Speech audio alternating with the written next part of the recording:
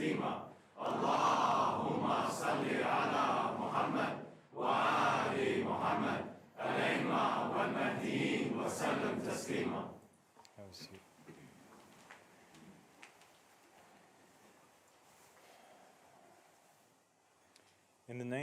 بسم اللہ شروع کرتے ہیں اللہ دے نام سے جڑا واحد تے فاتح اور درود بھیجتے ہیں محمد تے محمدی آل تے اور ائمہ اور مہدیین تے. اور ہے نبی یاد رکھو اس عہد نامے نو جڑا کہ سارے پیغمبراں نال لیا گیا سی. تواڈے سی وی نوح علیہ السلام سی، ابراہیم علیہ السلام سی اور موسیٰ علیہ السلام اور عیسیٰ ابن مریم علیہ السلام سی. تو سارے اسی اساں پختہ جڑے نے عہد نامے لے چکے ہیں. اور اس طرح اسی قرآن چ تکتے ہیں کہ خدا نے خاص طور تے ذکر کیتا ہے کہ اس نے نوح، ابراہیم، عیسیٰ اور محمد صلی اللہ علیہ وآلہ وسلم انہاں پنجاں نبیاں دے نال ایک عہد نامہ قائم کیتا سی. اور ایک جڑا شروع سی عہد نامہ ہویا سی جڑا کہ آدم علیہ السلام نے کیتا گیا سی، لیکن آدم علیہ السلام سے اور ٹوٹ گیا سی. اساں سب سے پہلا جڑا ہے وہ آدم علیہ السلام تھی عہد نامہ لیا سی، مگر وہ بھول گئے سن اور اس نو برقرار نہ سن کر سکے. اس طرح کے جڑے سارے مجموعی طور تے انساناں نال تے خدا نے درمیان چ عہد نامے ہوئے سن وہ 6 ہوئے سن. تو وہ انہاں 6 عہد نامے نو توڑ دتا گیا سی. محمد صلی اللہ علیہ وسلم نال جڑا سی عہد نامہ وہ مسلماناں نے قوماں نے جڑا سی اس نال توڑ دتا گیا سی، کیونکہ پیغمبر محمد صلی اللہ علیہ وسلم دے اہل بیت نو قید کر کے انہاں نو قتل کر کے اور مسلماناں نے ظالماں اور جھوٹیاں حکمراناں دی بیعت کیتی. اس دی وجہ نال ٹوٹ گیا سی عہد نامہ. اس دے بارے چ لکھیا ہے کہ اور پیشن گوئی کیتی گئی ہے کہ جس وقت اسلام ختم ہو جاسی اور قرآن اٹھا لیا جاسی اور مسجداں دے وچ ہدایت جڑی ہے وہ مسجداں تو ہدایت خالی ہو سی، جس وقت سچیاں نو جٹلایا جاسی اور جھوٹیاں نو منیا جاسی، اس ٹائم تے امام مہدی علیہ السلام دا ظہور ہو سی. اور مہدی علیہ السلام لوگاں نو خدا دے نال جڑی ہے آخری عہد نامے دی دعوت دینے واسطے ظاہر ہو سن. اور قرآن چ اے لکھیا ہے اسی اس وقت عذاب نہیں بھیجاں گے جب تک تواڈے وچ کوئی اسی آخری رہنما یا رسول نہیں بھیجاں گے. تے او رہنما میں واں، میں جڑا امام مہدی علیہ السلام دی طرفوں مسلماناں دے واسطے رہنما واں. تے امام احمد علیہ السلام سی میں عیسیٰ ابن مریم دی طرفوں عیسائیاں واسطے رہنما واں. میں ایلیا دی طرفوں یہودیاں واسطے رہنما واں. میں تانوں خدا تے انساناں دے درمیان وچ 7واں تے آخری عہد نامے دی دعوت دینا. اس عہد نامے نو قبول کرنا تانوں بڑے عذاباں سی بچا سی جڑا کہ او نوح انسان تے نازل ہونے والا ہے.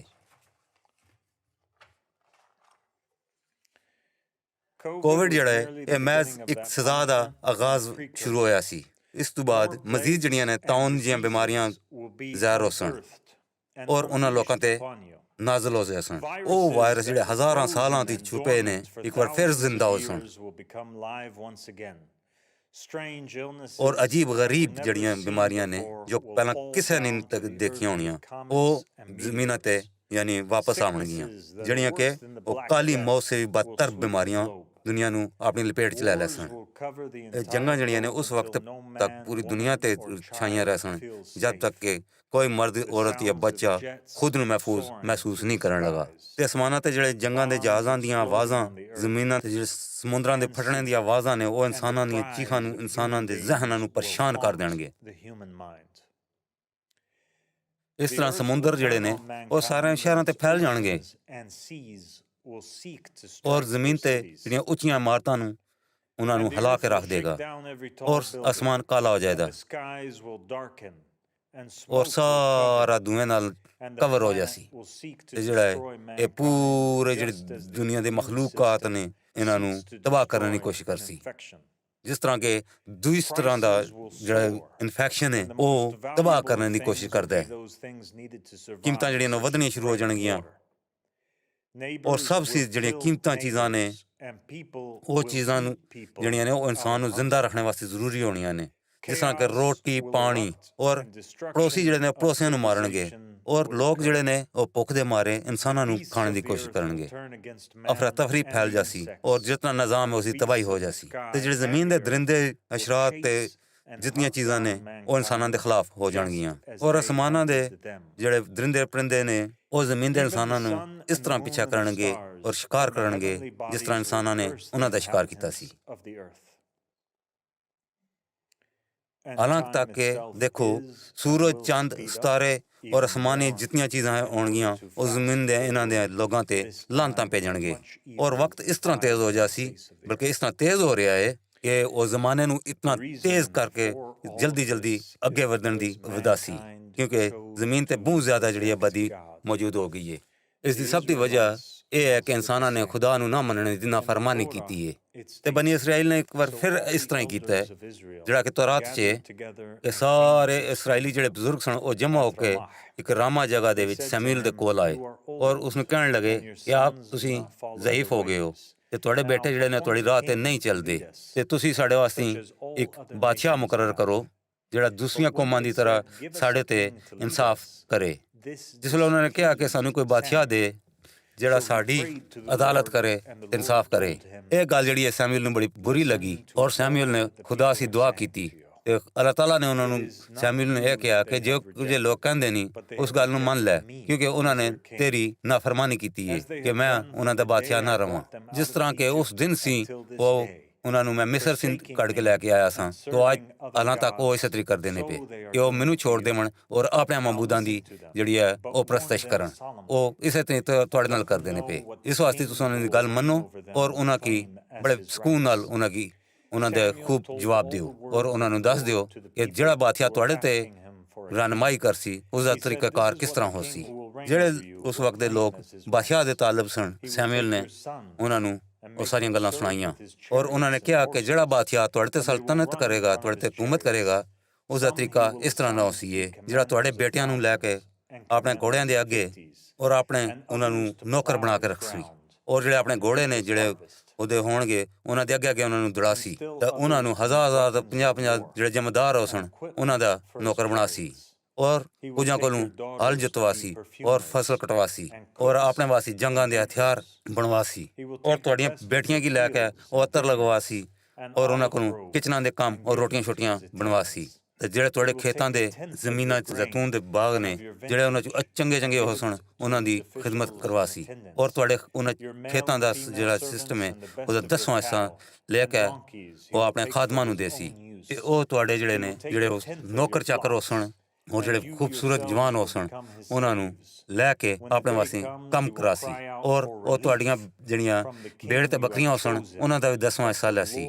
ਇਸ ਤਰ੍ਹਾਂ ਤੁਸੀਂ ਉਸਨੇ ਗੁਲਾਮ ਬਣ ਜਾਸੋ, ਤੇ ਉਸ ਦਿਨ ਤੁਸੀਂ ਇਹ ਫਰਿਆਦ ਕਰਸੋ ਜਿਹੜਾ ਬਾਦਸ਼ਾਹ ਤੁਸੀਂ ਚੁਣਿਆ ਸੀ ਆਪਣੇ ਵਾਸਤੇ ਕਿ ਉਹ ਜ਼ਾਲਮ ਹੋ ਸੀ, ਲੇਕਿਨ ਤੁਸੀਂ ਇਹ ਫਰਿਆਦ ਖੁਦਾਵੰਦ ਆਲਮ ਕੋਲ ਲੈ ਕੇ ਜਾਸੋ, ਲੇਕਿਨ ਖੁਦਾ ਤੁਹਾਨੂੰ ਇਸਨੇ ਜਵਾਬ ਨਹੀਂ ਦੇਣ ਲਗਾ। ਤੇ ਫਿਰ ਵੀ ਲੋਕਾਂ ਨੇ ਸ਼ਮੂਏਲ ਦੀ ਗੱਲ ਨਾ ਮੁਣੀ, ਤੇ ਉਹਨਾਂ ਨੇ ਕਿਹਾ ਸਾਨੂੰ ਤਾਂ ਬਾਦਸ਼ਾਹ ਚਾਹੀਦਾ ਜਿਹੜਾ ਸਾਡੇ ਤੇ ਹਕੂਮਤ ਕਰੇ, ਕਿਉਂਕਿ ਉਹ ਆਦੇ ਸਨ ਕਿ ਉਹ ਦੂਸਰੀਆਂ ਕੌਮਾਂ ਦੀ ਤਰਫ ਸਾਡੇ ਤੇ ਜਿਹੜਾ ਬਾਦਸ਼ਾਹ ਹੋਵੇ ਸਾਡੇ ਵਾਸਤੇ ਇਨਸਾਫ ਕਰੇ ਔਰ ਅਦਲ ਕਰੇ ਔਰ ਸਾਡੇ ਅੱਗੇ ਚਲੇ ਤਾਂ ਕਿ ਸਾਡੇ ਵਾਸਤੇ ਲੜਾਈ ਕਰ ਸਕੇ। ਫਿਰ ਸ਼ਮੂਏਲ ਨੇ ਉਹਨਾਂ ਦੀ ਗੱਲ ਸੁਣੀ ਤੇ ਉਹ ਸਾਰੀਆਂ ਗੱਲਾਂ ਜਿਹੜੀਆਂ ਨੇ ਉਹ ਅੱਲਾਹ ਤਾਲਾ ਤੱਕ ਪਹੁੰਚਾਈਆਂ। ਫਿਰ ਅੱਲਾਹ ਤਾਲਾ ਨੇ ਸ਼ਮੂਏਲ ਨੇ ਕਿਹਾ ਕਿ ਉਹਨਾਂ ਦੀ ਗੱਲ ਮੰਨ ਲਓ, ਉਹਨਾਂ ਵਾਸਤੇ ਇੱਕ ਬਾਦਸ਼ਾਹ ਮੁਕਰਰ ਕਰੋ। ਫਿਰ ਸ਼ਮੂਏਲ ਨੇ ਇਸਰਾਈਲ ਦੇ ਲੋਕਾਂ ਨੂੰ ਕਿਹਾ ਕਿ ਤੁਸੀਂ ਆਪਣੇ ਘਰਾਂ 'ਚ ਚਲੇ ਜਾਵੋ, ਔਰ ਇਸ ਤਰ੍ਹਾਂ ਹਜ਼ਰਤ ਮੁਹੰਮਦ ਸੱਲੱਲਾਹੁ ਅਲੈਹਿ ਵਸੱਲਮ ਨੇ ਫਰਮਾਇਆ ਤੁਸੀਂ ਯਹੂਦੀਆਂ ਸਾਰਿਆਂ ਦੇ ਕਦਮ ਤੇ ਇਸ ਤਰ੍ਹਾਂ ਕਦਰ ਚੱਲਦੇ ਹੋ ਕਿ ਜਿਸ ਤਰ੍ਹਾਂ ਕਿ ਇੱਕ ਛਿਪਕਲੀ ਉਹ ਗੜੇ 'ਚ ਟੈ ਪਵੇ ਤੇ ਤੁਸੀਂ ਉਸੇ ਤਰ੍ਹਾਂ ਕਰਦੇ ਹੋ, ਔਰ ਤੁਸੀਂ ਇਸੇ ਤਰ੍ਹਾਂ ਕੀਤਾ ਹੈ। ਔਰ ਹੁਣ ਤੁਸੀਂ 1200 ਸਾਲ ਸੀ ਇਹਨਾਂ ਜ਼ਾਲਮ ਬਾਦਸ਼ਾਹਾਂ ਦੇ ਮਤਹਿਤ ਰਹਿ ਕੇ ਖੁਦਾ ਦਾ ਨਾਫਰਮਾਨੀ ਕਰਕੇ ਔਰ ਉਸ ਦੇ ਅਹਿਦਨਾਮੇ ਨੂੰ ਤੋੜਨੇ ਤੋਂ ਬਾਅਦ ਵੀ ਖੁਦਾ ਹੁਣ ਤੁਹਾਡੇ ਵਾਸਤੇ ਇੱਕ ਨਵੇਂ ਅਹਿਦਨਾਮੇ ਵਿੱਚ ਦਾਖਲ ਹੋਣ ਦਾ ਮੌਕਾ ਦੇ ਰਿਹਾ ਹੈ। ਇਹ ਜਿਹੜਾ ਮੌਕਾ ਹੈ ਇਹ ਸਾਰੇ ਜ਼ਮੀਨ ਦੇ ਲੋਕਾਂ ਵਾਸਤੇ ਖੁੱਲ੍ਹਿਆ ਹੈ। ਇਹ ਅਹਿਦਨਾਮਾ ਇੱਕ ਇਕੱਲੇ ਸ਼ਖਸ ਵਾਸਤੇ ਨਹੀਂ ਹੈ ਜਿਸ ਤਰ੍ਹਾਂ ਕਿ ਆਦਮ ਅਲੈਹਿਸਲਾਮ ਨਾਲ ਕੀਤਾ ਗਿਆ ਸੀ, ਤੇ ਨਾ ਹੀ ਕਿਸੇ ਖਾਸ ਖਾਨਦਾਨ ਵਾਸਤੇ ਇਹ ਅਹਿਦਨਾਮਾ ਹੈ ਜਿਸ ਤਰ੍ਹਾਂ ਕਿ ਨੂਹ ਅਲੈਹਿਸਲਾਮ ਦੇ ਖਾਨਦਾਨ ਔਰ ਇਬਰਾਹੀਮ ਅਲੈਹਿਸਲਾਮ ਦੇ ਖਾਨਦਾਨ ਨਾਲ ਕੀਤਾ ਗਿਆ ਸੀ। ਇਹ ਇੱਕ ਐਸਾ ਅਹਿਦਨਾਮਾ ਹੈ ਜਿਹੜਾ ਸਾਰੀਆਂ ਕੌਮਾਂ ਦੇ ਨਾਲ ਔਰ ਨੇਕ ਰੂਹਾਂ ਦੇ ਸਾਥ ਉਹਨਾਂ ਦੇ ਨਾਲ ਕੀਤਾ ਗਿਆ ਹੈ। ਇਹ ਇੱਕ ਇਸ ਤਰ੍ਹਾਂ ਦਾ ਅਹਿਦਨਾਮਾ ਹੈ ਜਿਹੜੇ ਕਿ ਜ਼ਮੀਨ ਦੇ ਮੁxtਲਿਫ ਕੌਮਾਂ ਦੇ ਨੇਕ ਰੂਹਾਂ ਦੇ ਨਾਲ ਇਸ ਦਿਨ ਦੇ ਔਰ ਦੌਰ ਦੇ ਵਿੱਚ ਜਿਹੜੇ ਚੁਣੇ ਹੋਏ ਲੋਕ ਨੇ ਉਹਨਾਂ ਨਾਲ ਇਕੱਠਿਆਂ ਹੋਣ ਨੂੰ ਤਸ਼ਕੀਲ ਦੇਗੀ। ਉਹ ਲੋਕ ਜਿਹੜੇ ਖੁਦਾ ਨੂੰ ਆਪਣਾ ਬਾਦਸ਼ਾਹ ਔਰ ਰਹਿਨੁਮਾ ਮੰਨਦੇ ਨੇ, ਉਹਦੇ ਬਦਲੇ ਵਿੱਚ ਉਹ ਲੋਕਾਂ ਨੂੰ ਉਸ ਕਾਬਿਲ ਸਮਝਦੇ ਨੇ ਕਿ ਉਹਨਾਂ ਨੂੰ ਆਪਣਿਆਂ ਲੋਕਾਂ ਨੇ ਤਰ੍ਹਾਂ ਸਮਝਣ। ਇੱਕ ਇਸ ਤਰ੍ਹਾਂ ਦੀ ਕੌਮ ਜਿਸ ਨੂੰ ਅੱਲਾਹ ਤਾਲਾ ਤਮਾਮ ਜਿਹੜੇ ਲੋਕ ਨੇ ਉਹਨਾਂ ਤੇ ਫਸੀਲਤ ਦੇਗਾ, ਔਰ ਇਸ ਤਰ੍ਹਾਂ ਦੀਆਂ ਕੌਮਾਂ ਜਿਨ੍ਹਾਂ ਨੂੰ ਜ਼ਮੀਨ ਦੇ ਵਾਰਿਸ ਬਣਾਉਣਗੇ, ਉਹ ਲੋਕ ਜਿਹੜੇ ਇੱਕ ਜਿਸਮ ਹੋਣਗੇ ਤੇ ਉਹ ਲੋਕ ਆਪਣੇ ਭੈਣਾਂ ਭਰਾਵਾਂ ਦੀ ਔਰ ਆਪਣੇ ਨਫਸ से ਜ਼ਿਆਦਾ ਉਹਨਾਂ ਕੀ ਪਿਆਰ ਕਰਨਗੇ। ਜਿਹੜੇ ਲੋਕ ਉਹ ਲੋਕ ਜਿਹੜੇ ਨੇ ਉਹ ਇਨਸਾਨਾਂ ਦੇ ਬਣਾਏ ਹੋਏ ਜਿਹੜੇ ਕਵਾਨੀਨ ਨੇ ਉਹਨਾਂ ਨੂੰ ਰੱਦ ਕਰ ਦੇਣਗੇ ਔਰ ਖੁਦਾ ਦੀ ਕਵਾਨੀਨ ਤੇ ਹੁਕਮਰਾਨੀ ਨੂੰ ਬਰਕਰਾਰ ਰੱਖਣਗੇ। ਤੇ ਇਹ ਮਹਿਦੀ अलैहिस्सलाम ਦੀ ਤਰਫੋਂ ਜਿਹੜਾ ਨया ਅਹਿਦਨਾਮਾ ਹੈ ਇਹ ਕੋਈ ਨਵੀਂ ਗੱਲ ਨਹੀਂ ਹੈ, ਕਿਉਂਕਿ ਅਹਿਲੇ ਬੈਤ ਦੀ ਰਵਾਇਤ ਇਹਦਾ ਜ਼ਿਕਰ ਆਇਆ ਹੈ ਕਿ ਮੈਂ ਮਹਿਦੀ ਨੂੰ ਇੱਕ ਨਵੇਂ ਮਾਮਲੇ ਦੀ ਤਰਫ ਦਾਵਤ ਦਿਆਂਗਾ ਔਰ ਇੱਕ ਨਈ ਕਿਤਾਬ ਔਰ ਨਈ ਫਿਕਾ ਲਾਣਗੇ ਜਿਹੜੀ ਕਿ ਉਹ ਅਰਬਾਂ ਤੇ ਬਹੁਤ ਭਾਰੀ ਹੋਏਗੀ। ਇਹ ਜਿਹੜਾ ਨया ਅਹਿਦਨਾਮਾ ਹੈ ਇਹ ਕੋਈ ਨਵਾਂ ਮਜ਼ਹਬ ਨਹੀਂ ਹੈ, ਕਿਉਂਕਿ ਇਹ ਮਜ਼ਹਬ ਦਾ ਜਿਹੜਾ ਸਿਸਟਮ ਹੈ ਇਹ ਸ਼ੁਰੂ ਸੀ। ਖੁਦਾ ਨੇ ਜਿਹੜਾ ਆਦਮ, ਨੂਹ अलैहिस्सलाम, ਇਬਰਾਹੀਮ अलैहिस्सलाम, मूसा अलैहिस्सलाम, ਈਸਾ ਔਰ ਮੁਹੰਮਦ सल्लल्लाहु अलैहि वसल्लम ਨੂੰ ਦਿੱਤਾ ਸੀ, ਜਿਹੜਾ ਕਿ ਇਹ ਮਜ਼ਹਬ ਦੀ ਬਹਾਲੀ ਤੇ ਬਿਹਤਰ ਆਇਆ ਔਰ ਇਸ ਵਕਤ ਜਿਸ ਅਸੀਂ ਰਹਿਣ ਲੱਗੇ ਉਸ ਵਾਸਤੇ ਬਹੁਤ ਅੱਛਾ ਸੀ। ਹੁਣ ਪੁਰਾਣੀ ਜਿਹੜੀ ਫਿਕਾ ਹੈ ਉਸ ਨੂੰ ਮਨਸੂਖ ਕਰਕੇ ਇੱਕ ਨਏ ਕਾਨੂੰਨ ਨੂੰ ਨਾਫਜ਼ ਕੀਤਾ। ਅਬੀ ਅਬਦੁੱਲਾ अलैहिस्सलाम ਨੇ ਕਿਹਾ ਕਿ ਖੁਦਾ ਦਾ ਫਰਮਾਨ ਹੈ ਕਿ ਬਸ ਹੁਣ ਸਬਰ ਕਰੋ ਜਿਸ ਤਰ੍ਹਾਂ ਕਿ ਉਲੁਲ ਅਜ਼ਮ ਨੇ ਸਬਰ ਕੀਤਾ ਸੀ। ਪਰ ਉਹਨਾਂ ਨੇ ਕਿਹਾ ਕਿ ਉਹ ਜਿਹੜੇ ਨੇ ਉਹ ਨੂਹ अलैहिस्सलाम, ਇਬਰਾਹੀਮ अलैहिस्सलाम, मूसा अलैहिस्सलाम ਔਰ ਮੁਹੰਮਦ सल्लल्लाहु अलैहि वसल्लम ਇਹਨਾਂ ਸਾਰਿਆਂ ਤੇ ਦਰੂਦ ਸਲਾਮ ਹੋਵੇ। ਫਿਰ ਉਹਨਾਂ ਨੇ ਕਿਹਾ ਕਿ ਮੈਨੂੰ ਦੱਸੋ ਇਹ ਉਲੁਲ ਅਜ਼ਮ ਕਿਸ ਤਰ੍ਹਾਂ ਹੋਏ ਨੇ? ਉਹਨਾਂ ਨੇ ਕਿਹਾ ਕਿਉਂਕਿ ਨੂਹ अलैहिस्सलाम ਨੂੰ ਜਿਹੜੇ ਕਿਤਾਬ ਔਰ ਫਿਕਾ ਨੂੰ ਸਾਥ ਦੇ ਨਾਲ ਭੇਜਿਆ ਗਿਆ ਸੀ ਤੇ ਉਸ ਦੇ ਬਾਅਦ ਲਿਹਾਜ਼ਾ ਨੂਹ अलैहिस्सलाम ਤੋਂ ਬਾਅਦ ਆਉਣ ਵਾਲੇ ਤਮਾਮ ਲੋਕ ਸਨ ਨੇ ਉਹਨੇ ਨੂਹ ਦੀ ਕਿਤਾਬ ਔਰ ਫਿਕਾ ਔਰ ਇਹਨਾਂ ਦੇ ਤਰੀਕੇਕਾਰ ਤੇ ਅਮਲ ਕੀਤਾ ਸੀ। ਇੱਥੇ ਤੱਕ ਕਿ ਜਦੋਂ ਇਬਰਾਹੀਮ अलैहिस्सलाम ਆਪਣਾ ਸਹੀਫਾ ਲੈ ਕੇ ਆਏ ਸਨ ਤੇ ਉਹਨਾਂ ਨਾਲ ਜਿਹੜਾ ਤਰੀਕਾਕਾਰ ਸੀ ਉਹਨਾਂ ਨੂਹ अलैहिस्सलाम ਦੀ ਜਿਹੜੀ ਕਿਤਾਬ ਸੀ ਉਸਨੂੰ ਛੋੜ ਦਿੱਤਾ ਸੀ, ਨਾ ਕਿ ਕਿਸੇ ਕੁਫਰ ਦੀ ਵਜ੍ਹਾ ਨਾਲ। ਤੇ ਇਸ ਤਰ੍ਹਾਂ ਇਬਰਾਹੀਮ अलैहिस्सलाम ਤੋਂ ਬਾਅਦ ਜਿਹੜੇ ਵੀ ਨਬੀ ਆਏ ਨੇ ਉਹਨਾਂ ਨੇ ਇਬਰਾਹੀਮ अलैहिस्सलाम ਦੇ ਜਿਹੜੇ ਫਿਕਾ ਤੇ ਤਰੀਕਾਕਾਰ ਸਨ ਤੇ ਉਹਨਾਂ ਦੇ ਸਹੀਫਿਆਂ ਤੇ ਉਹ ਚੱਲੇ ਸਨ। ਜਿਸ ਵਕਤ मूसा अलैहिस्सलाम ਤੌਰਾਤ ਲੈ ਕੇ ਆਏ ਸਨ ਤੇ ਉਹਨਾਂ ਨੇ ਜਿਹੜੇ ਉਹ ਸਹੀਫੇ ਸਨ ਉਹਨਾਂ ਉਸ ਕੀ ਛੋੜ ਦਿੱਤਾ ਸੀ। ਇਸ ਤਰ੍ਹਾਂ मूसा ਦੇ ਬਾਅਦ ਜਿਹੜੇ ਆਉਣ ਵਾਲੇ ਨਬੀ ਸਨ ਤੌਰਾਤ ਲੈ ਕੇ ਆਏ ਸਨ ਤੇ ਉਸ ਦੀ ਫਿਕਾ ਤੇ ਉਸ ਦੇ ਤਰੀਕੇਕਾਰ ਤੇ ਅਮਲ ਕੀਤਾ ਸੀ। ਇਸ ਤਰ੍ਹਾਂ ਕਿ ਈਸਾ अलैहिस्सलाम ਇੰਜੀਲ ਲੈ ਕੇ ਆਏ ਸਨ ਤੇ ਉਹਨਾਂ ਨੇ मूसा अलैहिस्सलाम ਦੀ ਫਿਕਾ ਔਰ ਤਰੀਕਾਕਾਰ ਨੂੰ ਛੋੜਿਆ ਸੀ। ਇਸ ਤਰ੍ਹਾਂ ਹਰ ਨਬੀ ਜਦ ਈਸਾ ਤੋਂ ਬਾਅਦ ਆਇਆ ਉਸਨੇ ਉਸ ਦੀ ਫਿਕਾ ਔਰ ਉਹਦੇ ਤਰੀਕਾਕਾਰ ਤੇ ਅਮਲ ਕੀਤਾ। ਇੱਥੇ ਤੱਕ ਕਿ ਮੁਹੰਮਦ ਸੱਲੱਲਾਹੁ ਅਲੈਹਿ ਵਸੱਲਮ ਆਏ ਔਰ ਕੁਰਾਨ ਆਪਣੀ ਫਿਕਾ ਔਰ ਆਪਣਾ ਤਰੀਕਾਕਾਰ ਜਿਹੜਾ ਸਾਹਮਣੇ ਲੈ ਕੇ ਆਏ ਸਨ। ਬਸ ਜਿਹੜਾ ਉਹਨਾਂ ਦਾ ਸਿਸਟਮ ਹੈ ਉਹਦੇ 'ਚ ਹਲਾਲ ਹਲਾਲ ਹੀ ਰਹਿ ਸੀ ਔਰ ਹਰਾਮ ਹਰਾਮ ਹੀ ਰਹਿ ਸੀ। ਬਸ ਇਹ ਉਹੀ ਲੋਕ ਨੇ ਜਿਨ੍ਹਾਂ ਦਾ ਅਜ਼ਮ ਔਰ ਇਰਾਦਾ ਜਿਹੜਾ ਪੈਗੰਬਰਾਂ ਤੇ ਈਮਾਨ ਲਾਣਾ ਸੀ। ਔਰ ਇਹ ਕਿਆਮਤ ਦਾ ਦਿਨ ਹੈ ਔਰ ਯੌਮਲ ਕਾਇਮ ਹੈ ਤੇ ਇਹ ਮੇਰੇ ਕੋਲ ਤਾਕਤ ਹੈ ਕਿ ਮੈਂ ਮੁਹੰਮਦ ਦੀ ਕਿਤਾਬ ਔਰ ਫਿਕਾ ਨੂੰ ਫਿਕਾ ਮੁਹੰਮਦੀ ਨੂੰ ਛੋੜ ਕੇ ਜਿਸ ਦੇ ਬਾਰੇ 'ਚ ਲੋਕ ਜਾਣਦੇ ਨੇ ਔਰ ਮੇਰੇ ਕੋਲ ਇਹ ਕੂਵਤ ਹੈ ਕਿ ਮੈਂ ਮੁਹੰਮਦ ਦੀ ਫਿਕਾ ਔਰ ਕਿਤਾਬ ਨੂੰ ਨਵੀਂ ਜ਼ਿੰਦਗੀ ਬਖਸ਼ ਦੇਵਾਂ ਔਰ ਲੋਕਾਂ ਨੂੰ ਉਹਨਾਂ ਤੇ ਜ਼ਾਹਿਰ ਕਰਾਂ ਜਿਸ ਦੇ ਬਾਰੇ 'ਚ ਉਹ ਬਿਲਕੁਲ ਨਹੀਂ ਜਾਣਦੇ ਔਰ ਜਿਸ ਨੂੰ ਲੋਕਾਂ ਨੇ ਉਹਦੀ ਨਾਫਰਮਾਨੀ ਕੀਤੀ ਸੀ।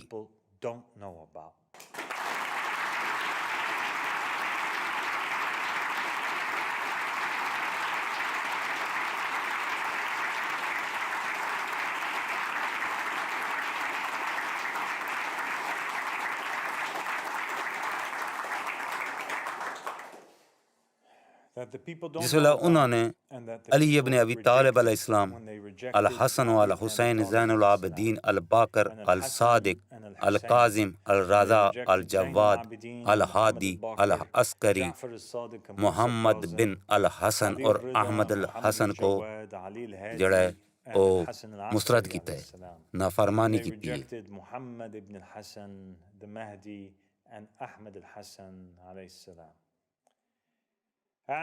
ਆਦਮ अलैहिस्सलाम ਨੂੰ ਜ਼ਮੀਨ ਤੇ ਉਗਣੇ ਵਾਲੀਆਂ ਚੀਜ਼ਾਂ ਨੂੰ ਖਾਣੇ ਸੀ ਦਿੱਤੀਆਂ ਗਈਆਂ ਸਨ, ਲੇਕਿਨ ਨੂਹ अलैहिस्सलाम ਨੂੰ ਖਾਣੇ ਵਾਸਤੇ ਗੋਸ਼ਤ ਦਿੱਤਾ ਗਿਆ ਸੀ ਤੇ ਇਬਰਾਹੀਮ अलैहिस्सलाम ਨੂੰ ਉਹਨਾਂ ਦੀ ਫਿਕਾ ਦੇ ਹਿੱਸੇ ਤੌਰ ਤੇ ਖਤਨਾ ਕਰਾਇਆ ਗਿਆ ਸੀ, ਜਿਹੜਾ ਕਿ ਉਹ ਇਹਨਾਂ ਲੋਕਾਂ ਦਾ ਹਿੱਸਾ ਨਹੀਂ ਸੀ। ਜਿਹੜੇ ਕਿ ਨਸੀਬ ਪਹਿਲਾਂ ਆਏ ਸਨ ਉਹਨਾਂ ਦਾ ਹਿੱਸਾ ਨਹੀਂ ਸਨ ਤੇ मूसा अलैहिस्सलाम ਨੂੰ 10 ਅਹਿਕਾਮ ਦਿੱਤੇ ਗਏ ਸਨ, ਜਿਹੜਾ ਕਿ ਇਬਰਾਹੀਮ अलैहिस्सलाम ਦੀ ਦਿੱਤੀ ਫਿਕਾ ਸੀ ਬਿਲਕੁਲ ਮੁਖਤਲਿਫ ਸੀ। ਤੇ ਈਸਾ अलैहिस्सलाम ਜਿਹੜੇ ਸਨ ਉਹਨਾਂ ਨੇ ਬੰਦਿਆਂ ਵਾਸਤੇ ਇਹ ਹਰਾਮ ਕਰ ਦਿੱਤਾ ਸੀ ਕਿ ਉਹ ਇੱਕ ਸੀ ਜ਼ਿਆਦਾ ਸ਼ਾਦੀ ਕਰਨ ਔਰ ਤਲਾਕ ਨੂੰ ਵੀ ਹਰਾਮ ਕੀਤਾ ਗਿਆ ਸੀ। ਫਿਰ ਉਸ ਤੋਂ ਬਾਅਦ ਮੁਹੰਮਦ ਸੱਲੱਲਾਹੁ ਅਲੈਹਿ ਵਸੱਲਮ ਨੇ ਜਿਹੜਾ ਉਹ ਯਰੂਸ਼ਲਮ ਸੀ, ਮੱਕਾ ਦੀ ਤਰਫ ਜਿਹੜਾ ਨਮਾਜ਼ ਦੇ ਰੁਖ ਬਦਲ ਦਿੱਤਾ ਗਿਆ ਸੀ। ਫਿਕਾ ਨੂੰ ਲਾਉਣ ਵਾਲਾ ਜਿਹੜਾ ਉਹ ਫਿਕਾ ਸੀ ਬਾਲਾਤਾਰ ਹੁੰਦਾ ਹੈ ਔਰ ਫਿਕਾ ਉਸ ਦੀ ਬਾਲਾਤਾਰ ਨਹੀਂ ਹੁੰਦੀ। ਜਿਸ ਤਰ੍ਹਾਂ ਕਿ ਈਸਾ ਅਲੈਹਿਸਲਾਮ ਨੇ ਵਾਜ਼ਿਹ ਕਰ ਦਿੱਤਾ ਹੈ ਕਿ ਸਿਬਤ ਜਿਹੜੀ ਹੈ ਇਨਸਾਨਾਂ ਦੇ ਲਈ ਬਣਾਇਆ ਗਿਆ ਹੈ ਔਰ ਇਨਸਾਨ ਸਿਬਤ ਵਾਸੀ ਨਹੀਂ ਬਣਾਇਆ ਗਿਆ। ਇਸ ਵਾਸਤੇ ਜਿਹੜਾ ਇਬਨ ਆਦਮ ਹੈ ਉਹ ਸਿਬਤ ਦਾ ਵੀ ਖੁਦਾਵੰਦ ਹੈ। ਇਸੇ ਤਰ੍ਹਾਂ ਮੈਂ ਇਹ ਕਹਿੰਦਾ ਕਿ ਦੀਨ ਔਰ ਫਿਕਾ ਜਿਹੜੀ ਹੈ ਇਨਸਾਨਾਂ ਵਾਸਤੇ ਬਣੀ ਹੈ, ਨਾ ਕਿ ਇਨਸਾਨ ਮਜ਼ਹਬ ਜਾਂ ਫਿਕਾ ਵਾਸਤੇ। ਔਰ ਇਸੇ ਵਾਸਤੇ ਜਿਹੜੇ ਇਬਨ ਆਦਮ ਨੇ ਉਹ ਦੀਨ ਦੇ ਰੱਬ ਨੇ, ਫਿਕਾ ਦਾ ਨਫਾਜ਼ ਕਰਨੇ ਵਾਲੇ ਨੇ। ਉਹੀ ਹਲਾਲ ਉਹੀ ਹਰਾਮ ਹੈ। 7ਵੇਂ ਅਹਿਦਨਾਮੇ 'ਚ ਫਿਕਾ ਦੀ ਈਮਾਨ ਦਾ ਐਲਾਨ ਇਹ ਹੈ ਕਿ ਅੱਲਾਹ ਦੇ ਸਿਵਾ ਕੋਈ ਮਹਬੂਦ ਨਹੀਂ ਔਰ ਮੁਹੰਮਦ ਸੱਲੱਲਾਹੁ ਅਲੈਹਿ ਵਸੱਲਮ ਅੱਲਾਹ ਦੇ ਰਸੂਲ ਨੇ। ਉਹ ਅਲੀ ਔਰ ਆਇਮਾ ਔਰ ਮਹਦੀਨ ਉਹਦਾ ਪ੍ਰੂਫ ਨੇ।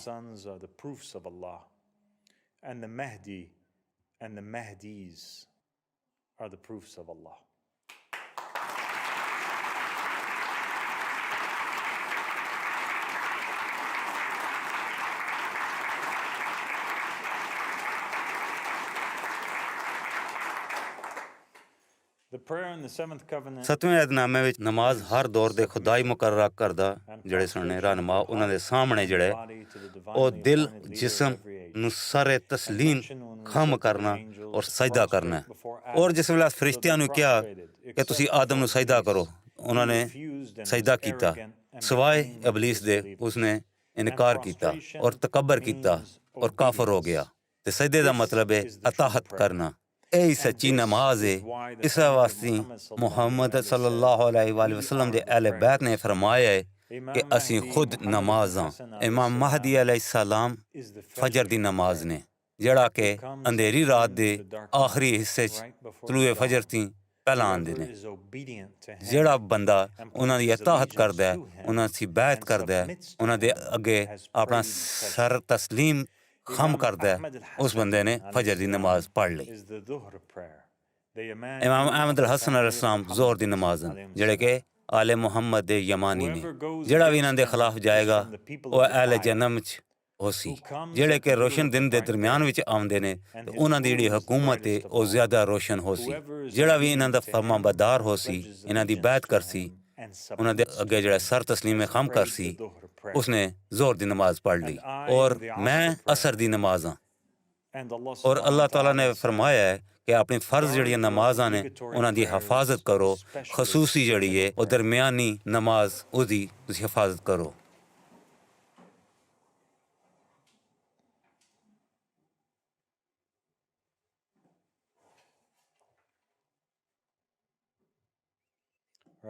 ਮੇਰੇ ਭੈਣੋ ਤੇ ਭਰਾਵੋ, ਉਠੋ।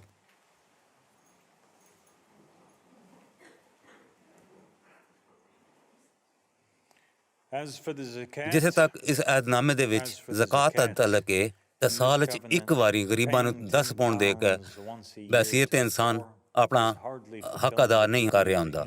ਤੇ ਇਸ ਤਰ੍ਹਾਂ ਇੱਕ ਮੁਸਲਮਾਨ ਦਾ ਫਰਜ਼ ਪੂਰਾ ਹੋਣਾ ਦੂਰ ਦੀ ਗੱਲ ਹੈ।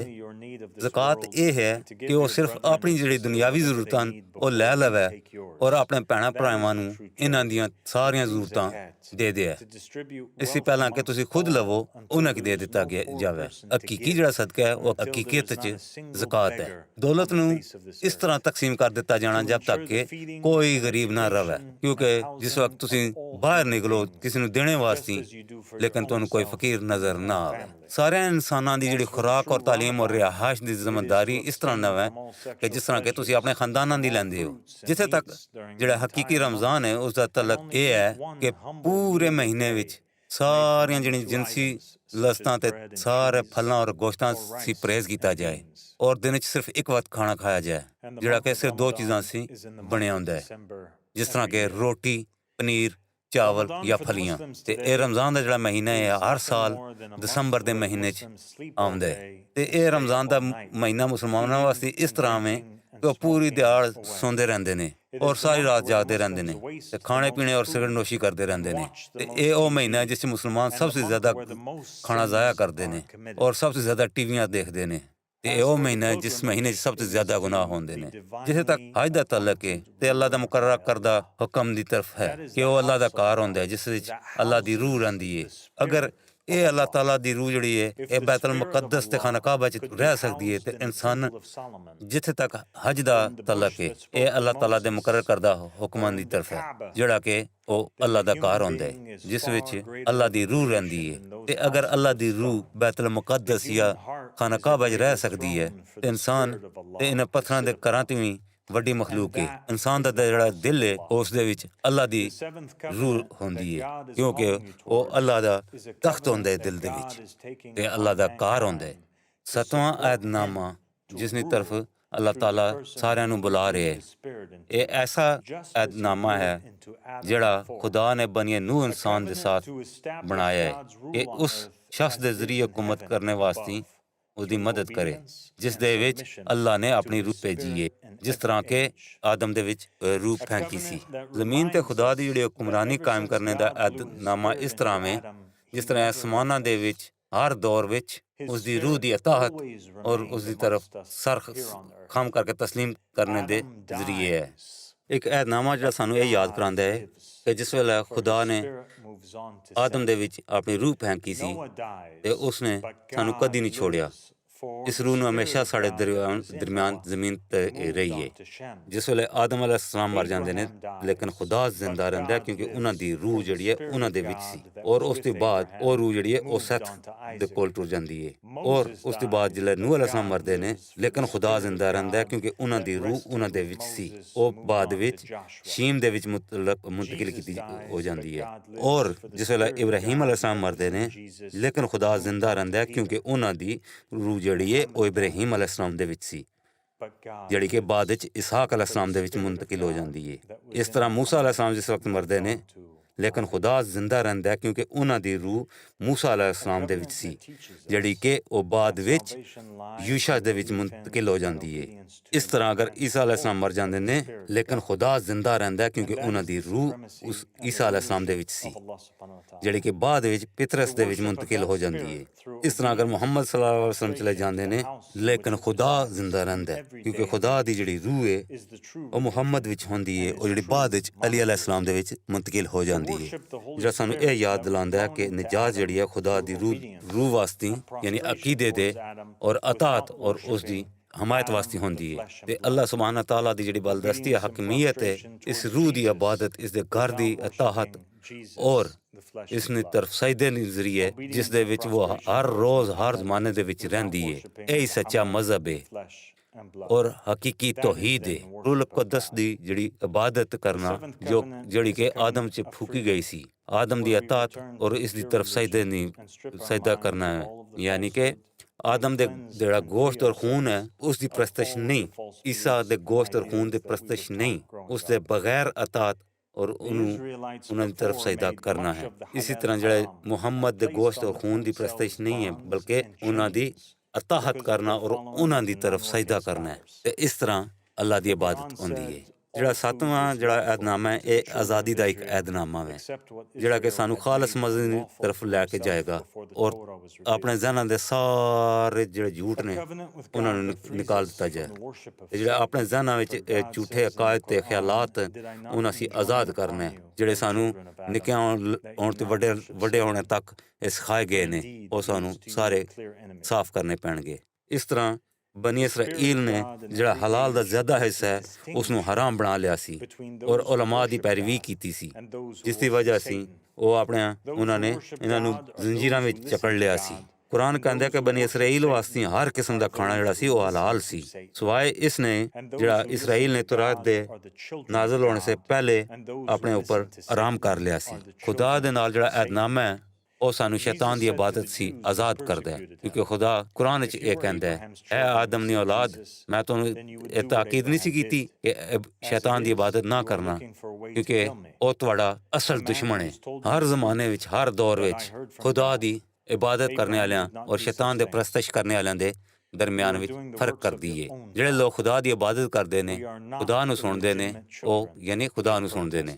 ਔਰ ਜਿਹੜੇ ਸ਼ੈਤਾਨ ਦੀ ਇਬਾਦਤ ਕਰਦੇ ਨੇ, ਉਹ ਸਮਝੋ ਸ਼ੈਤਾਨ ਨੂੰ ਸੁਣਦੇ ਨੇ। ਔਰ ਜਿਹੜੇ ਖੁਦਾ ਨੂੰ ਸੁਣਦੇ ਨੇ, ਉਹ ਖੁਦਾ ਦੀ ਔਲਾਦ ਨੇ। ਔਰ ਜਿਹੜੇ ਸ਼ੈਤਾਨ ਨੂੰ ਸੁਣਦੇ ਨੇ, ਉਹ ਸ਼ੈਤਾਨ ਦੀ ਔਲਾਦ ਨੇ। ਈਸਾ ਅਲੈਹਿਸਲਾਮ ਨੇ ਯਹੂਦੀਆਂ ਨੂੰ ਇਹ ਕਿਹਾ ਕਿ ਜਿਨ੍ਹਾਂ ਨੇ ਉਹਨਾਂ ਤੇ ਜ਼ੁਲਮ ਕੀਤਾ ਹੈ। ਈਸਾ ਅਲੈਹਿਸਲਾਮ ਨੇ ਯਹੂਦੀਆਂ ਨੂੰ ਕਿਹਾ ਜਿਨ੍ਹਾਂ ਨੇ ਉਹਨਾਂ ਤੇ ਜ਼ੁਲਮ ਕੀਤਾ ਸੀ, ਅਗਰ ਤੁਸੀਂ ਇਬਰਾਹੀਮ ਦੀ ਔਲਾਦ ਹੁੰਦੇ ਤਾਂ ਤੁਸੀਂ ਉਹੀ ਕਰਦੇ ਜੋ ਇਬਰਾਹੀਮ ਅਲੈਹਿਸਲਾਮ ਨੇ ਕੀਤਾ ਸੀ। ਜਿਸ ਤਰ੍ਹਾਂ ਕਿ ਤੁਸੀਂ ਮੈਨੂੰ ਮਾਰਨ ਦਾ ਰਸਤਾ ਜਿਹੜਾ ਤਲਾਸ਼ ਕਰ ਰਹੇ ਹੋ, ਜਿਹੜਾ ਕਿ ਇੱਕ ਸ਼ਖਸ ਤੁਹਾਨੂੰ ਇਹ ਸੱਚ ਕਹਿ ਰਿਹਾ ਹੈ ਕਿ ਮੈਂ ਇਹ ਖੁਦਾ ਕੋਲ ਸੁਣਿਆ ਕਿ ਇਬਰਾਹੀਮ ਅਲੈਹਿਸਲਾਮ ਨੇ ਇਸ ਤਰ੍ਹਾਂ ਦੀਆਂ ਗੱਲਾਂ ਨਹੀਂ ਸਣ ਕੀਤੀਆਂ। ਤੁਸੀਂ ਆਪਣੇ ਪਿਓਾਂ ਦੇ ਕੰਮ ਕਰ ਰਹੇ ਹੋ। ਅਸੀਂ ਹਰਾਮ ਦੀ ਔਲਾਦ ਨਹੀਂ ਹਾਂ। ਤੇ ਉਹਨਾਂ ਨੇ ਇਤਜਾਜ ਕੀਤਾ ਸੀ ਕਿ ਸਾਡਾ ਇੱਕ ਹੀ ਖੁਦਾ ਹੈ, ਜਿਹੜਾ ਕਿ ਖੁਦ ਉਹ ਇੱਕ ਹੀ ਅੱਲਾਹ ਤਾਲਾ ਹੈ। ਈਸਾ ਅਲੈਹਿਸਲਾਮ ਨੇ ਇਹ ਵੀ ਕਿਹਾ ਸੀ ਕਿ ਅਗਰ ਤੁਸੀਂ ਖੁਦਾ ਨੂੰ ਆਪਣਾ ਬਾਪ ਸਮਝਦੇ ਹੋ ਤਾਂ ਤੁਸੀਂ ਮੇਰੇ ਨਾਲ ਮੁਹੱਬਤ ਕਰਦੇ ਹੋ, ਕਿਉਂਕਿ ਮੈਂ ਇੱਥੇ ਖੁਦਾ ਦੀ ਤਰਫੋਂ ਆਇਆ ਹਾਂ। ਮੈਂ ਖੁਦ ਨਹੀਂ ਆਇਆ, ਬਲਕਿ ਖੁਦਾ ਨੇ ਮੈਨੂੰ ਭੇਜਿਆ ਹੈ।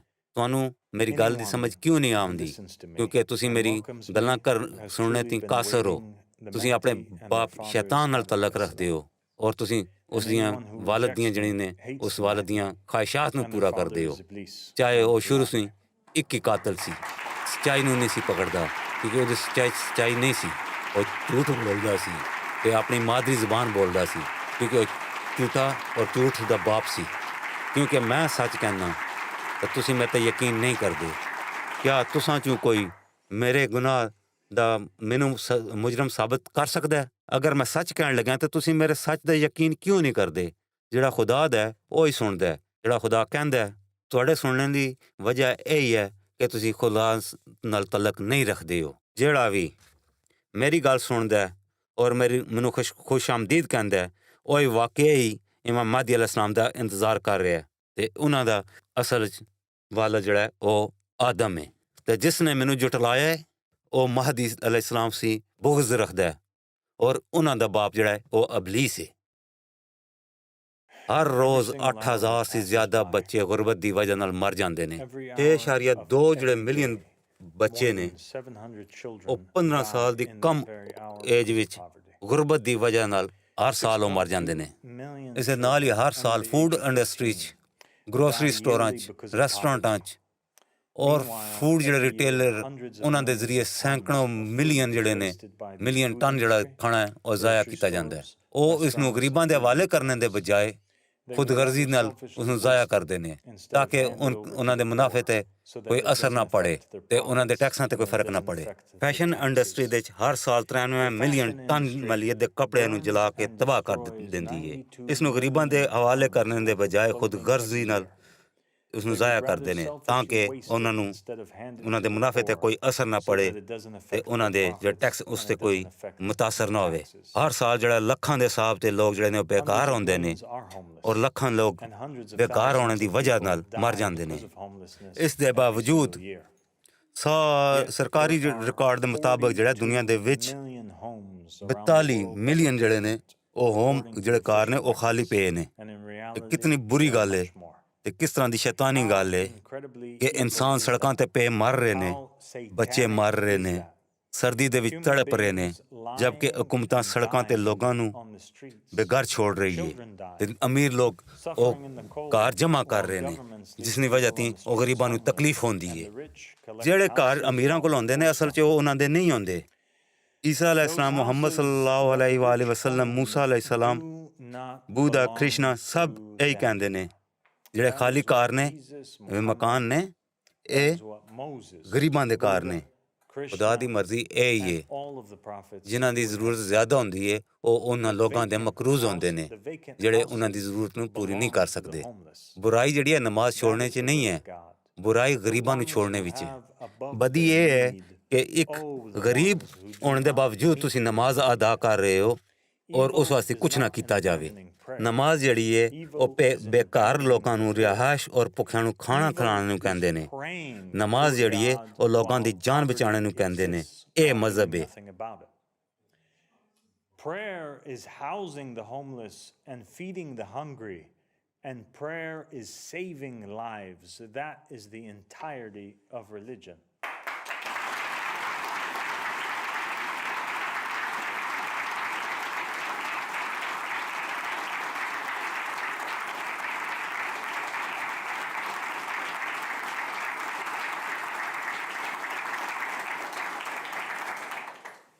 ਰੋਜ਼ਾ ਆਪਣੀ ਜ਼ਰੂਰਤ ਸੇ ਜ਼ਿਆਦਾ ਵੱਧ ਕੇ ਹਰ ਚੀਜ਼ ਦੀ ਪ੍ਰੇਜ਼ ਕਰਨਾ ਤਾਂ ਕਿ ਤੁਹਾਡੇ ਭੈਣ ਤੇ ਭਰਾਵਾਂ ਨੂੰ ਉਹ ਚੀਜ਼ਾਂ ਮਿਲ ਸਕਣ। ਕਰੋੜਾਂ ਡਾਲਰ ਦੀ ਜਿਹੜੀ ਮਸਜਿਦਾਂ ਬਣਾ ਕੇ ਖੁਦਾ ਕਿਸ ਤਰ੍ਹਾਂ ਰਾਜ਼ੀ ਹੋ ਸਕਦਾ ਹੈ, ਜਦਕਿ ਇੱਕ ਗਰੀਬ ਹਰ ਚੀਜ਼ ਯਾਨੀ ਮਕਾਨ ਦੀ ਹਰ ਚੀਜ਼ ਦੀ ਮਹਿਰੂਮ ਹੁੰਦਾ ਹੈ। ਅਫਸੋਸ ਹੈ ਇਨਸਾਨਾਂ ਤੁਹਾਡੇ ਤੇ ਸਜ਼ਾ ਦਾ ਸਭ ਤੋਂ ਵੱਡਾ ਜਿਹੜਾ ਹਿੱਸਾ ਉਹ ਬਿਲਕੁਲ ਕਰੀਬ ਆਉਣ ਲੱਗੇ ਹੈ। ਉਸ ਟਾਈਮ ਤੇ ਗਰੀਬ ਜਿਹੜੇ ਨੇ ਅਮੀਰਾਂ ਨੂੰ ਖਾ ਜਾਣਗੇ, ਉਹਨਾਂ ਦੇ ਘਰ ਲੈ ਜਾਣਗੇ ਤੇ ਉਹ ਜਾਨਾਂ ਜਿਹੜੀਆਂ ਫਜ਼ੂਲ 'ਚ ਲਈਆਂ ਗਈਆਂ ਸਨ ਨੇ ਉਹਨਾਂ ਨੂੰ ਜ਼ਾਇਆ ਕੀਤਾ ਗਿਆ ਹੈ। ਜਿਹੜੀਆਂ ਇਹ ਸਾਰੀਆਂ ਮੁਸੀਬਤਾਂ ਤੱਕ ਤਕਲੀਫਾਂ ਨੇ ਉਹ ਉਹਨਾਂ ਨੂੰ ਪੂਰੀ ਤਰ੍ਹਾਂ ਖਾ ਜਾਣਗੀਆਂ। ਸਾਰੀ ਦੁਨੀਆ ਨੂੰ ਇੱਕ ਅੱਲਾ ਦੀ ਤਰਫੋਂ ਮੁਕਰਰ ਜਿਹੜਾ ਕੀਤਾ ਹੋਇਆ ਰਹਿਨੁਮਾ ਹੈ, ਉਸ ਦੀ ਜ਼ਰੂਰਤ ਹੈ, ਜਿਸ ਦੇ ਕੋਲ ਉਸ ਦੀ ਰੂਹ ਹੈ, ਉਹ ਜਿਹੜਾ ਸਾਰਿਆਂ ਨੂੰ ਇਕੱਠਾ ਮਿਲ ਜੁਲ ਕੇ ਤਕਸੀਮ ਕਰਸੀ, ਇਨਸਾਫ ਕਰਸੀ, ਤਾਂ ਕਿ ਉਸ ਜਿਹੜੇ ਜਿਤਨੀਆਂ ਮੁਸੀਬਤਾਂ ਨੇ ਬਣੀ ਨੂਹ ਇਨਸਾਨ ਤੇ ਉਹ ਖਤਮ ਹੋ ਜਾਸਨ।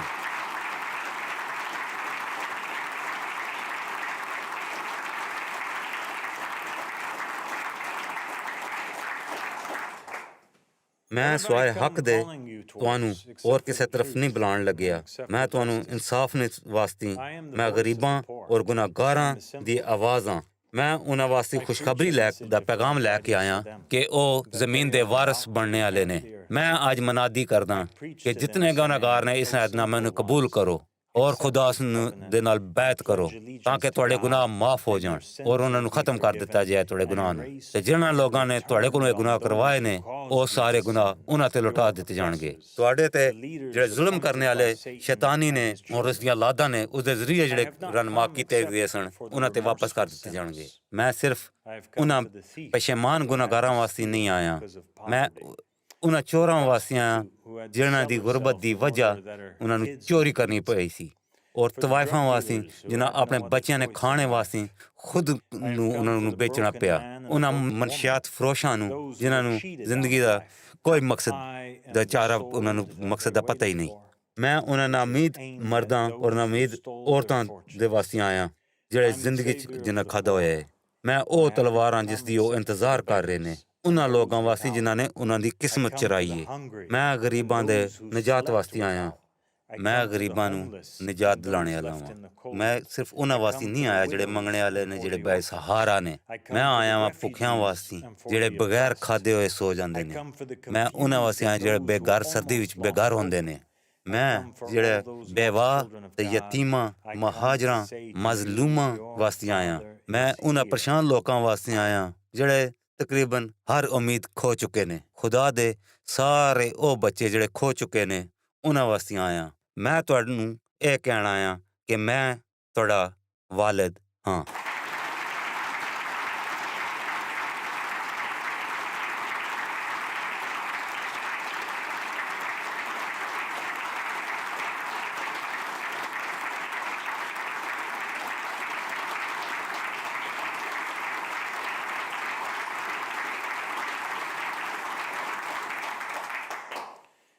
ਈਸਾ अलैहिस्सलाम ਨੇ ਫਰਮਾਇਆ ਕਿ ਊਂਟ ਦਾ ਜਿਹੜਾ ਉਹ ਸੂਈ ਦੇ ਨੱਕੇ ਵਿੱਚੋਂ ਗੁਜ਼ਰਨਾ ਇਸ ਤਰ੍ਹਾਂ ਆਸਾਨ ਹੈ ਕਿ ਇੱਕ ਦੌਲਤਮੰਦ ਸ਼ਖਸ ਜਿਹੜਾ ਉਹ ਖੁਦਾ ਦੀ ਬਾਦਸ਼ਾਹੀ ਵਿੱਚ ਦਾਖਲ ਹੋਵੇ। ਔਰ ਮੈਂ ਤੁਹਾਨੂੰ ਇਹ ਕਹਿੰਦਾ ਕਿ ਉਸ ਅਮੀਰ ਵਾਸਤੇ ਖੁਦਾ ਦੀ ਬਾਦਸ਼ਾਹੀ ਵਿੱਚ ਦਾਖਲ ਹੋਣਾ ਇਸ ਵਾਸਤੇ ਸਾਡੇ ਇਲਾਹੀ ਆਦਲ ਰਿਆਸਤ ਵਿੱਚ ਦਾਖਲ ਹੋਣੇ ਦੇ ਜ਼ਿਆਦਾ ਆਸਾਨ ਹੋਵੇਗਾ।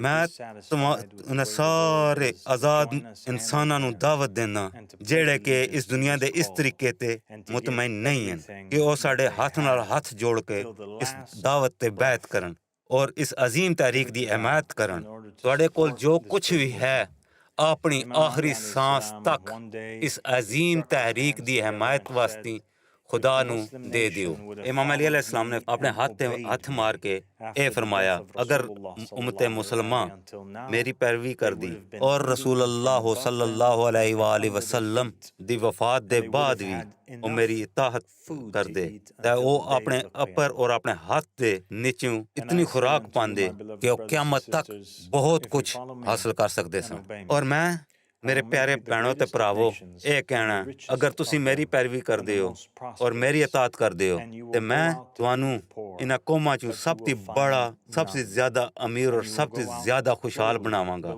ਔਰ ਤੁਸੀਂ ਗਰੀਬਾਂ ਨੂੰ ਖਾਣਾ ਖਿਲਾਓਗੇ ਤੇ ਜਦੋਂ ਬਾਹਰ ਨਿਕਲੋਗੇ ਤੁਹਾਨੂੰ ਕੋਈ ਗਰੀਬ ਨਹੀਂ ਮਿਲੇਗਾ। ਸਰਦੀ 'ਤੇ ਜਿਹੜੇ ਬੇਚੈਨ ਨੇ ਉਹਨਾਂ ਵਾਸਤੇ ਤੁਸੀਂ ਕੱਪੜੇ ਲੈ ਕੇ ਬਾਹਰ ਨਿਕਲੋਗੇ, ਤੁਹਾਨੂੰ ਕੋਈ ਨਹੀਂ ਲੱਭਣ ਲੱਗਾ ਔਰ ਉਸ ਤੋਂ ਬਾਅਦ ਤੁਸੀਂ ਬੇਘਰਾਂ ਵਾਸਤੇ ਘਰ ਦੇਣੇ ਵਾਸਤੇ ਬਾਹਰ ਉਹਨਾਂ ਵਾਸਤੇ ਜਾਸੋ ਲੋੜਨੇ ਵਾਸਤੇ, ਲੇਕਿਨ ਤੁਹਾਨੂੰ ਕੋਈ ਬੰਦਾ ਬੇਕਾਰ ਨਹੀਂ ਲੱਭਣ ਲੱਗਾ।